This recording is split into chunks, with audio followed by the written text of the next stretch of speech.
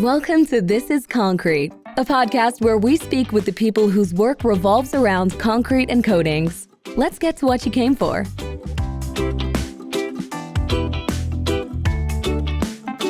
Hello, Chad Gill here of the This is Concrete podcast, where I talk with leaders in facilities management, architecture, contracting, and more.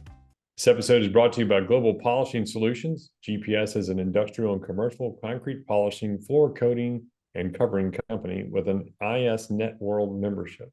GPS is capable of handling intricate projects from warehouses and data centers to retail and commercial spaces.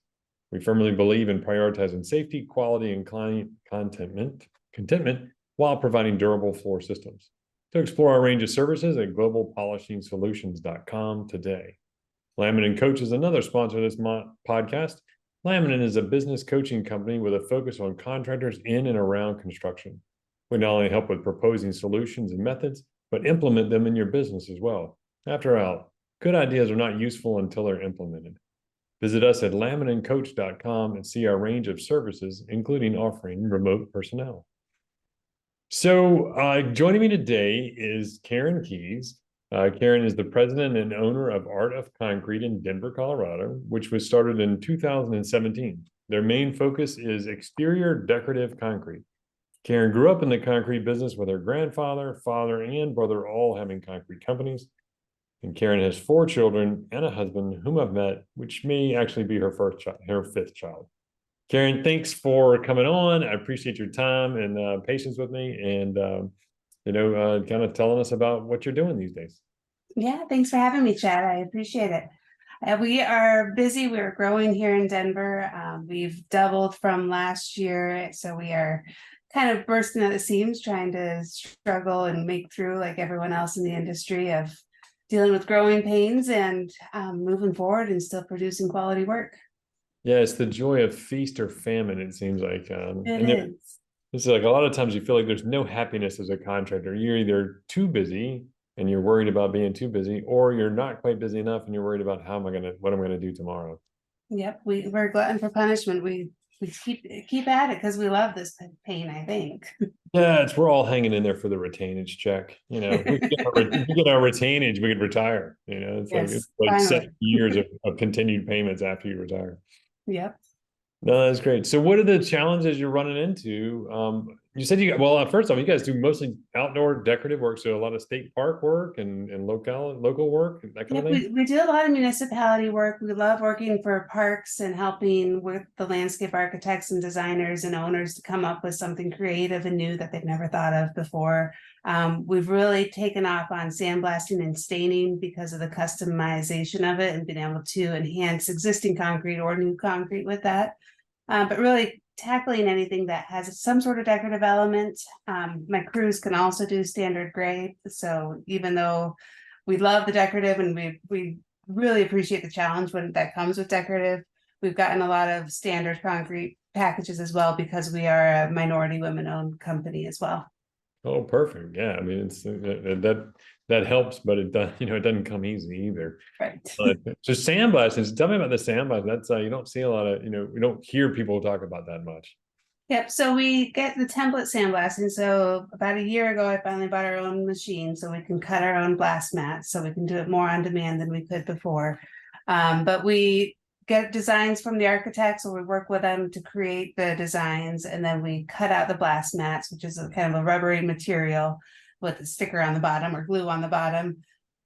Put that down on the concrete, and with sandblast we can etch in different patterns, and we can come back and stain it to make it really pop. We recently completed a park in Castle Rock here in Colorado. There's this big long sensory wall where we had 3 or 4 different form liners on one side, different stain. We got a mosaic going veining through it, and then on the other side we did sandblasted sign language hand signals, so that people of all types and people who can't talk can play with other people who can talk, and they can understand some different sign languages. So we did the whole alphabet, some sayings and some fun things on that side of the wall. Oh, wow. That sounds awesome. Yeah, it was really cool. I would imagine sequence is important there, because I guess you can stain it all one color and then sandblast the color away and replace it and then keep going like that. Yeah, you can do that. Or for that one, we kept it all gray and then we just colored in the sandblasted images. Does your sandblasting mat act as your stencil as well when you're coloring? And it sure would be nice if it worked that way. Oh man, it looked good on paper. That's always the intent, and it never seems to turn out that way. Yeah, no kidding. You would think it would, but I imagine sandblasting. So are you guys using like is there a lot of sand cleanup from that? I mean, it's gotta be, doesn't it? Yeah, it's very messy, and there's if we've done some at school, so we need to build a little fort around what we're working on so we don't get dust and sand by people who are walking by. So it's quite a messy process. But our guys have really dialed it in. Wow, that's fantastic. Is there advantage like I've heard of people doing with dry ice and soda and stuff like that is, but I mean, I would assume sand is readily available. The And sand is recoverable. readily available. Yeah. Absolutely. Well, so what are the challenges you run into with this kind of growth? I mean, doubling that's no small feat. No, it's not. Biggest one is finding the talent, both in the field and off the field. In the field, we've been fortunate because word of mouth is wonderful. So if my guys are happy, they want to bring in their relatives, their friends, people that they know, and we've grown our crews based on that for the most part. We struggle when we try to hire someone cold just through an ad or something like that, and it's hard for them to plug into our culture. But if we can do word of mouth, that's the best. In the office, yeah, we are growing fast and trying to find the right people for the right seats. And right now, I think our biggest gap is project management, finding someone who understands our industry because we're a little unique. Yeah. To plug in and kind of take us going. We've got 2 project coordinators right now that are wonderful, but they don't have the vast knowledge and experience behind them to really back them. So plugging in someone that has that knowledge and that experience to really help them grow is my next goal, and it's a challenge. How much does how important is a PM like when you're weighing concrete knowledge versus management knowledge versus the actual project? How does that balance out? That's the tricky part because I hire the 2 that we have because I know they've got the right attitude. They are able to learn. So that's a huge component of it. But having some of the concrete knowledge, definitely construction knowledge, and understanding general contractors and city work is huge for us because of all the paperwork that goes in with it and those relationships so that we can get the next project. Just being able to jump through all those hoops and understanding everything is really important. Yeah, both the good and the bad about government work of any kind is it is paperwork heavy, and it's one of those things where you kind of like once you're in it and you're doing it, you know what you're doing. It's a barrier to keep other people out of your space, but Yep. when you're getting started, you're like, wait a minute, what is Form 3827 and Exactly. duplicate? It's like yeah, it can be tough. And long and sometimes it can be long payment terms, and you're trying to you miss a billing or something like that because of a uncrossed T or an undotted I. It's painful. Yep, absolutely. So you need someone who's on it and who knows the schedule of everything, when those bill dates are, when to start bugging for those change orders to be processed so that you can bill for them. All those it's definitely management heavy as well to manage all that, both time and paper and just everything that goes into it. I imagine that's how you're spending much of your time. So if we Right were to now. go back and say you're a decorative concrete contractor, maybe you're much more of a paperwork person right now. You wish you were a concrete contractor. It feels like it some days. my That to-do happens list to today is so a lot of many of paperwork. Yeah, that happens to so many of us where you're just like, what do you do for a living? Well, technically, I answer the phone and listen to who's yelling at me and then try to solve the problem. Yeah. Really? What do you deal with? I think we do concrete, but I'm not positive. Yeah. Someone does concrete in our company. It's not me. All I know is we can take down a mailbox. We can absolutely put a rut in a yard. I don't know what else we do. I know those we've done really Someone well. might have cut someone off a year ago. I don't know. Yeah, absolutely. Yeah. I'm following one of your guys in Texas. We don't have anybody in Texas. Yes, you do. I'm pretty sure I don't. Yep. Yeah, absolutely. No, yeah, it's sometimes that's the part of the business that people forget about. I talk to somebody who's starting out, I'm like, yeah, man, just remember, if you love laying brick, that's great. You start a bricklaying company, probably not going to lay a lot of brick. Yep. You're going to wish you did. You're going to want a lot of other people to lay a lot of bricks, but it may not be you. Yeah, no, there's a lot of hats that you have to wear as a company, especially a newer company that's still growing and figuring it all out. So you trying to figure out which hat to pass on is always that challenge.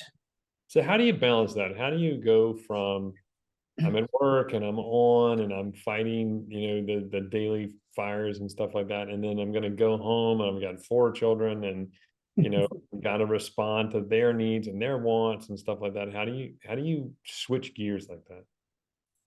Not very well. That's an honest answer. I mean, I'm still doing emails and stuff at home. Unfortunately, I wish I could say I unplug and there's a separation there, but there's not. I don't think there is for anybody. I mean, there's probably degrees of it. And I think as long as there's a healthy balance and a healthy relationship with it, it's fine. My husband's in the industry as well, and he hears the conflict that his customers have, and he understands some of that. So he's good at helping balance family and life. So we're a good team. We balance the kids and we jump back and forth. Today's homecoming, so he's going to the parade while I have my foreman's meeting, and so we're good at kind of tag teaming it. But my kids know the office. I have a sandbox and swing at the office, so to them the office is a fun place to come to. So having that positive outlook of, hey, work is kind of cool, even though I don't play in a sandbox all day, but they think I do.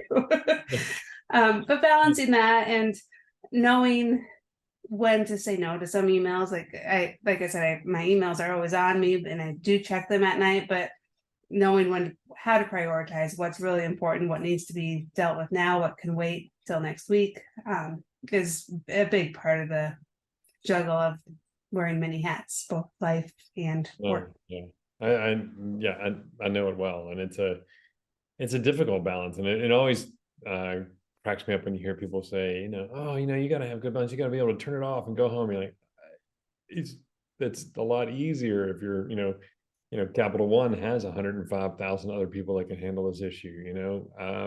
We don't, and it's important. It's directly tied to not just our livelihood, but a wake of people behind us. The employees, their families, and their children, and and it's a lot. It can weigh on you. Yep, absolutely. But but at least you're in Denver, so I mean that's an amazing place. But how do you handle like weather there? Because I think you guys get snow every now and then. We do get snow occasionally, and our weather has been weird this year or the last few years. But we are lucky. We get a lot of sunshine. We have I think they said over 300 days of sunshine here in Colorado. So we can pour through the winter. Some of the decorative finishes, there's a few techniques we have to use to really make sure that we're not harming the concrete and being smart about it. But if it's too cold, we won't pour. But for the most part, we pour year round. If it's a sand finish or something, we use fabric and blankets and all the stuff to make sure that we protect the finish and protect the concrete. But we slow down a little bit in January, February, March, but our busiest months are usually October through December, and that's when winter starts here. So snow starts. Well, and that's municipality work. Hey, we get to the end of the budget year. Yep. If you don't, you got to spend it. Yep. Do you guys always pour the concrete that you do the work on, or do you sometimes go in and do decorative work on other placement concrete? That's a good question. A majority of our work is concrete that we place, but some of that sandblasting stuff I mentioned earlier it could be on either. So we've just finished, I think it was a 25-foot labyrinth that we did on some existing concrete. So that was a combination of new concrete that they poured back, some probably 20-year-old concrete, and a whole hodgepodge of different concrete. So you've been in polishing, you know that there's challenges that come with working on other people's concrete. Like, that's not even concrete, sir. That's a brick. Exactly. I mean, it's great. That's tile. We've had to explain to people that's tile. Yep, not the same thing. It's things you have to tell customers every now and then. It's amazing. But no, that's pretty cool though. I mean, I love the idea of the sandblasting. I love the texture, the permanence of it. And being able to get it in there and add text, add that kind of depth to concrete. It's it's just one more way that concrete can be a lot more uncommon than people think.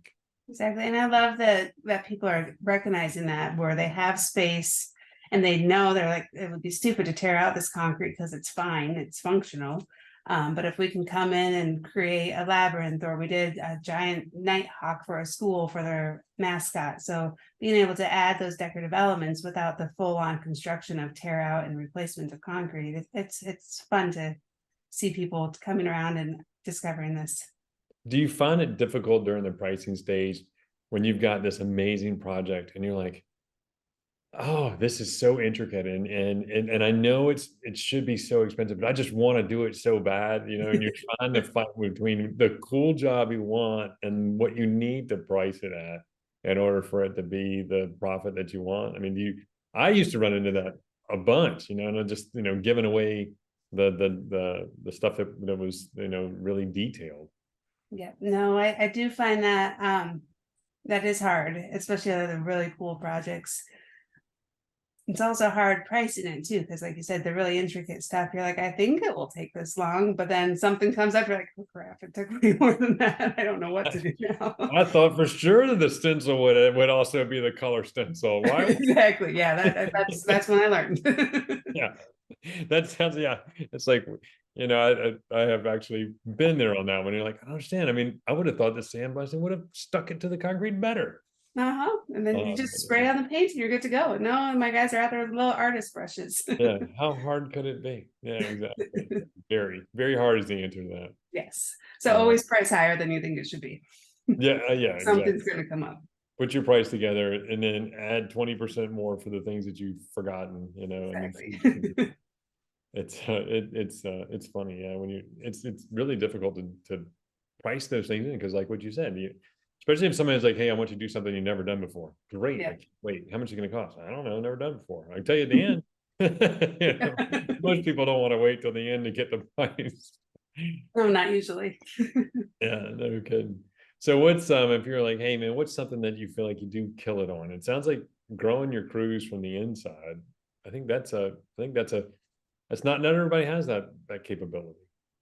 No, I think that's one of our strengths this year is there's definitely eagerness to grow from within. A lot of our foremen, we're currently doing some training through AGC here in Colorado to boost them up to the superintendent level. So they're going to some boot camps and some apprenticeship programs, and they're very smart guys. They already know most of this stuff, but to have that extra layer of support and that extra ability to see, hey, my company likes me and they want to invest in me and they believe in me that I can do this, has really helped build their confidence as the next leaders in our company. And then hopefully help bring up those foremen underneath them. We'll bring up the finishers beneath them and the laborers, and hoping that all trickles down. And so far it's been working for us. That's great. Well, it sounds like things are going well, and it has its regular growing pains that most people don't think of, but they're probably all jealous of. Like you said, they're problems. They're good problems to have. They beat the other problems, but absolutely still things you have to deal with, and it's still running a business. Yep. But that's fantastic. But hey, it is Friday, so you're going to make it to the weekend. So that's always good. I'm going to get there, 2 hours before you. So you are. No, that's not fair. Yeah, I know. That's right. But you did get up later. Probably not, though. Probably not. You're still up from Tuesday. So that's probably way too true to even be funny. But yes. Well, thank you for taking the time to kind of meet with us and kind of talk about what you're doing. I think it brings comfort to people. Sometimes you just want to know you're not alone. Yep, absolutely. No, thanks for having me. I appreciate the time. No problem. I'm sure we'll be at another world of concrete before we know it. That's right. Exactly. All right. Thank you, Karen. Have a great one. You too. Thank you. Thanks for listening to This is Concrete. We look forward to you joining us next time. Be sure to click subscribe to get future episodes.